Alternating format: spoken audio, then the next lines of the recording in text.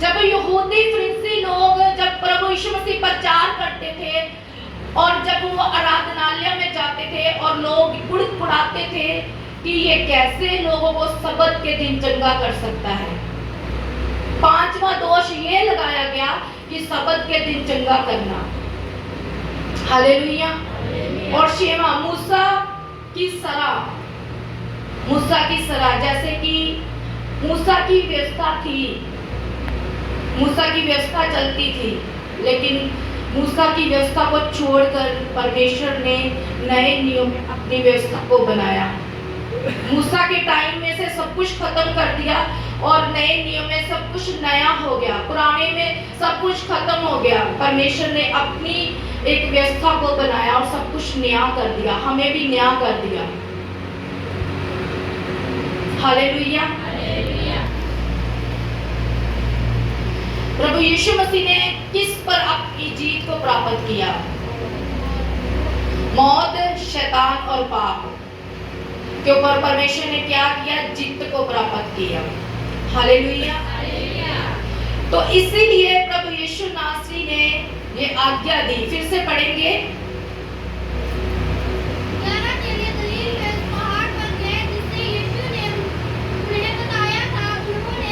आवाज में उसके पास, बेचारी के पास माइक नहीं है, माइक दो।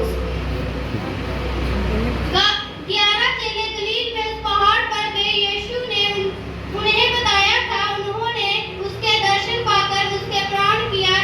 पर किसी से संदेह हुआ। यीशु ने उनसे पास आकर कहा, स्वर्ग और पृथ्वी का सारा अधिकार मुझे दिया गया है, इसलिए तुम जाओ, सब जातियों के लोगों को चेले बनाओ और उन्हें पिता और पुत्र और पवित्र आत्मा के नाम से बपतिस्मा दे और उन्हें सब बातें जो मैंने तुम्हें आज्ञा दी है मानना सिखाओ। और देखो, मैं जगत के अंत तक सदा तुम्हारे संग रहूंगा। ओके, हमने आप सभी को ये वचन सुना। आपने क्या नोटिस किया इस वचन में से? मैं फिर से पढ़ के सुनाती हूँ लास्ट में। और उन्हें सब बातों में जो मैंने तुम्हें आज्ञा दी मानना सिखाओ, और देखो मैं जगत के अंत तक सदा तुम्हारे संग हूँ। क्या इसकी डिक्लेरेशन क्या निकलती है? एग्जाम्पल क्या इसकी है? बताओ मुझे, कोई बता दो। क्या? कोई बात नहीं, जैसा भी आता है बताओ, मैं सिखा दूंगी आगे। ये भी ठीक है, लेकिन परमेश्वर ने कहा जगत के अंत तक सदा तुम्हारे संग रहूंगा। जानी कि किसके बारे में बात की गई? पवित्र आत्मा के बारे में। यानी कि जब तुम पिता, पुत्र, पवित्र आत्मा के नाम में बपतिस्मा लोगे, कि लास्ट में क्या आया? पवित्र आत्मा। पिता, पुत्र, पवित्र आत्मा। जब तुम पवित्र आत्मा पाओगे, जब तुम पवित्र आत्मा पाओगे, मैंने सिखाया ये सब कुछ आपको, तो परमेश्वर ने कहा कि तुम्हारे संग पवित्र आत्मा रहेगा, तुम्हारे साथ साथ पवित्र आत्मा चलेगा, तुम्हारे उठने में बैठने में पवित्र आत्मा तुम्हारी सहायता करेगा। पवित्र आत्मा तुम्हें अनंत जीवन देगा, पवित्र आत्मा तुम्हें शांति देगा। प्रभु यीशु मसीह जब कहते थे कि तुम्हें शांति मिले, तो यहूदी लोग कहते थे ये कौन होता है शांति देने वाला? ये कैसे शांति दे सकता है? ये अपने आप को क्यों परमेश्वर का पुत्र कहता है? इसको मार डालो। वो षड्यंत्र रचने लगे, मैंने आपको उस दिन भी बताया था। वो मारने लगे प्रभु यीशु मसीह को, कोई ना कोई साजिश रचने लगे प्रभु के बारे में। लेकिन प्रभु ने कहा वो समय जब तक नहीं आता तुम मुझे पकड़ नहीं सकते। जब तक मेरा समय नहीं आता तुम तब तक मुझे पकड़ नहीं सकते। जब मेरे समय की बात होगी, समय आ जाएगा, मैं खुद अपने आप को तुम्हारे हाथों में सौंप दूंगा। तो गतसमनी बाग में प्रभु यीशु मसीह गए प्रार्थना करने के लिए, अपने चेलों को साथ लेकर गए। तो वहां पर प्रभु यीशु मसीह प्रार्थना करने लगे। तब प्रभु यीशु मसीह का मन व्याकुल हुआ। प्रभु यीशु मसीह को सब मालूम हो चुका था कि अब यहाँ पर मेरे साथ क्या होगा। हालेलुया। तो वहां पर परमेश्वर गए। कुछ चेले ऐसे थे जो कहते थे हम तुझे कभी नहीं छोड़ेंगे, ऐसा ना हो कि हम तुझे छोड़े, हम तेरी आज्ञा ना माने। लेकिन कुछ चेले थे जिन्होंने प्रभु को धोखा दिया। उनमें से एक तो यहूदा इस्करियोती था, पतरस था। पतरस ने इनकार कर दिया, यहूदा इस्करियोती ने परमेश्वर को पकड़ाया। फिर भी उसके मन को चैन नहीं मिला। 30 सिक्कों में उसने अपने आप को बेच दिया, उसके मन को चैन नहीं मिला, उसने फांसी लगा ली। आज मैं आपसे बात करना चाहती हूँ कि जब तक आप अपनी लाइफ को परमेश्वर के हाथों में नहीं सौंपोगे, जी उठने की सामर्थ नहीं मांगोगे, तो आपकी जिंदगी ऐसे बिखरी है। शैतान ने आपकी लाइफ को डिस्ट्रॉय किया है, बिखर चुकी है आपकी लाइफ। चाहे वो आपका फाइनेंस हो, चाहे आपका परिवार हो, चाहे आपकी स्पिरिचुअल लाइफ हो। हालेलुया। जैसे हम पढ़ते हैं हिजकिय्याह 37 में कि जब प्रभु ने यहोशू को बोला, आज्ञा दी कि भविष्यवाणी कर, ये हड्डियां इकट्ठी हो जाए, इनमें जान आ जाए, इनमें प्राण आ जाए, तो वो सभी इकट्ठियां हुई और सभी एक दूसरे के साथ जुड़ गई। तो ऐसे ही हमारी लाइफ होती है। जब परमेश्वर में हम नहीं आते, हम बपतिस्मा नहीं लेते, जब हम संपूर्ण रीति से परमेश्वर में आते हैं, तो हमारी हड्डियां जुड़ जाती है परमेश्वर में। तो वो जुड़ने लगी, उनमें प्राण आ गया, उनमें सांस आ गई, तो वो जुड़ गई, तो वो बननी शुरू हो गई, तो वो भविष्यवाणी पूरी।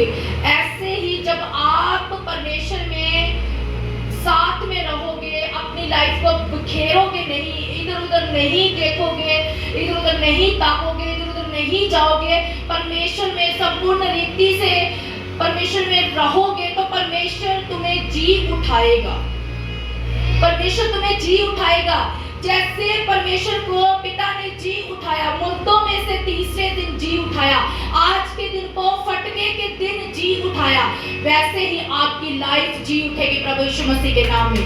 आपका फाइनेंस जी उठेगा प्रभु यीशु मसीह के नाम में। आपकी मुर्दा देह, जो भी मुर्दा अंग है, वो जी उठेगा प्रभु यीशु मसीह के नाम में। परमेश्वर ने कहा कि अगर तुम मुझे दिल से ग्रहण करते हो, तो मुझे स्वीकार कर चुके हो, तो तुम्हारा हर काम मेरा है, तुम्हारी हर सिर दर्द मेरी है। वो मेरा काम है कि मैंने कैसे तुम्हें ठीक करना है, कैसे तुम्हें चलाना है, कैसे तेरे फाइनेंस को ऊंचा करना है। परमेश्वर कहता है वो मेरा काम है, वो तेरा काम नहीं है।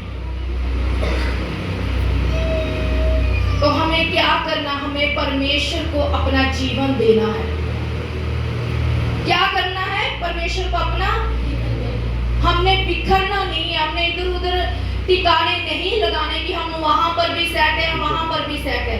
हम जीसस क्राइस्ट में सेट है, बस, और कुछ नहीं। जीसस क्राइस्ट हम में है, हम जीसस क्राइस्ट में हैं, बस, और कोई बात नहीं होनी चाहिए। हम मूसा को देखते हैं, जब मूसा ने पीतल का सांप बनाया तो उसे टांग दिया एक दरख्त पर, तो जितने भी सांप के टंगे हुए लोग थे, जैसे सांप उनको काट डालता था, तो लोग कहते थे सांप जब काटता है ना, तो उसका जहर पूरी बॉडी में फैल जाता है, तो डेथ हो जाती है। आपको पता है ना? तो मूसा ने एक व्यवस्था बनाई, तो मूसा ने वैसा पीतल का सांप बनाकर उसे टांग दिया। तो जितने लोग उसे देखते थे, उसकी ओर ताकते थे, वो फिर से चंगे हो जाते थे। सांप का जहर उनमें से निकल जाता था, वो चंगे हो जाते थे।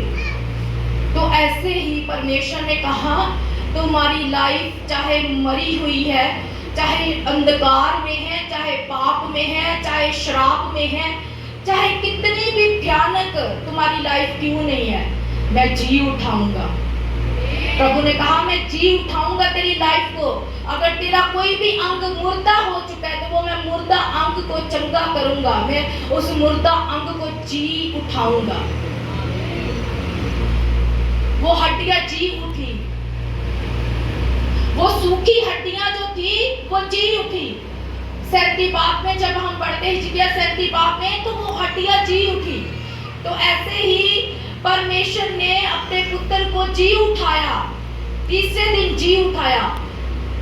तो वो हमारी मुर्दा देह को क्यों ना जिंदा करेगा। इतने बड़े स्ट्रेस से वो हमें क्यों नहीं निकालेगा। अगर हमें कोई टेंशन है, स्ट्रेस हो चुका है, चाहे वो परिवार का हो, चाहे फाइनेंस का हो, चाहे किसी भी, बैठो खुदा के आगे घुटने लगाओ, वचन डिक्लेयर करो जो आज मैं बता रही हूँ। जीवने की सामर्थ को मांगो। परमेश्वर तेरे जीवने की सामर्थ ये कहती है तो क्यों ना होगा, सब कुछ होगा, करके देखो, होगा सब कुछ, क्योंकि ये मेरा एक्सपीरियंस है, मेरे साथ ऐसा हो चुका है। यहाँ करती तो माइकी की आवाज ज्यादा आती है, यहाँ करती तो कम आती। तो आप ऐसा करोगे तो आपके साथ भी वैसा ही होगा। कितने रेडी हैं जीवने की सामर्थ को ग्रहण करने के लिए? ओके, अपने हाथों को उठाओ, परमेश्वर के लिए अंगीकार करो कि परमेश्वर तेरे जी उठने की सामर्थ आज हमें टच करे, हम सेम अपने घरों में वापस ना जाए, तेरे भवन से तेरे मसीह को पाए हुए जाए। परमेश्वर जी उठने की सामर्थ को ग्रहण करके जाए। तेरे जी उठने की सामर्थ आज हमें चंगा करे। जिस हिस्से में बीमारी है उस बीमारी का अंगीकार करो कि परमेश्वर तेरे जी उठने की सामर्थ हमें चंगा करे। परमेश्वर तू हमें अपनी रूह से भर दे, परमेश्वर तू अपने मसीह से भर दे, परमेश्वर अपने बंधनों को तोड़ दे। परमेश्वर हर वो हिस्से में जिस हिस्से में शैतान ने कब्जा किया, परमेश्वर उस कब्जे को तोड़ दे, परमेश्वर उस कब्जे को तोड़। परमेश्वर 7 बार कहो कि परमेश्वर उस कब्जे को तोड़ दे, परमेश्वर उस कब्जे को तोड़ दे, परमेश्वर उस कब्जे को तोड़ दे, तोड़ दे, तोड़ दे, तोड़ दे, तोड़ दे।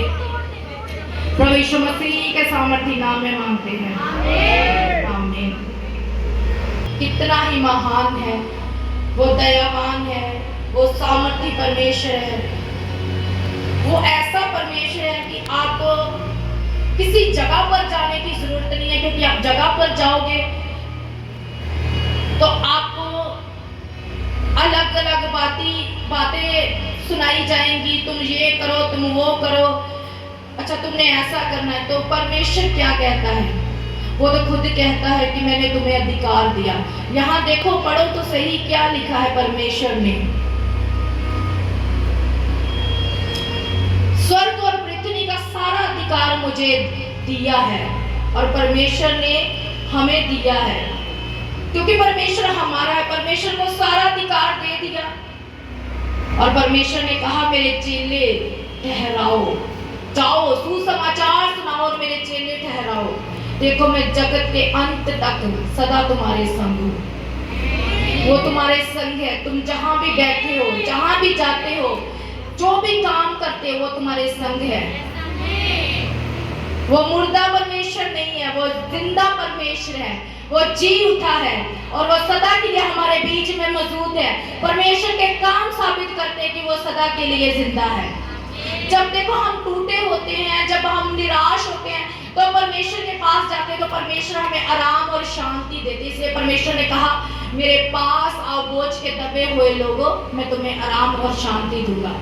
जब मैं फर्स्ट टाइम चर्च गई थी, मैंने परमेश्वर के इस वचन को जब सुना तो मैंने कहा ये कितना प्रभावशाली वचन है। क्या परमेश्वर सच में ऐसा करता है? क्योंकि उस दिन मुझे विश्वास हो चुका था कि परमेश्वर सच में बड़े बड़े काम करता। जब मैं नेक्स्ट बार गई मुझे और विश्वास हुआ, फिर गई मुझे और विश्वास हुआ, फिर मैंने नहीं छोड़ा परमेश्वर को। आज ये 7 साल हो चुके हैं, हम परमेश्वर के हैं, परमेश्वर हमारे हैं। विरोध हुआ, बहुत कुछ हुआ, परमेश्वर को छोड़ दो ऐसा कर, लेकिन नहीं, परमेश्वर हमारे दिल से कभी नहीं गए और ना ही वो जाएंगे। ये वचन पूरा करेंगे कि मैं सदा तुम्हारे साथ हूँ। अब भी हम कहते हैं कि वो सदा हमारे साथ रहेगा, वो ही हमें बचाएगा, चाहे विरोध आ जाए, चाहे बीमारी आ जाए, चाहे कुछ भी आ जाए।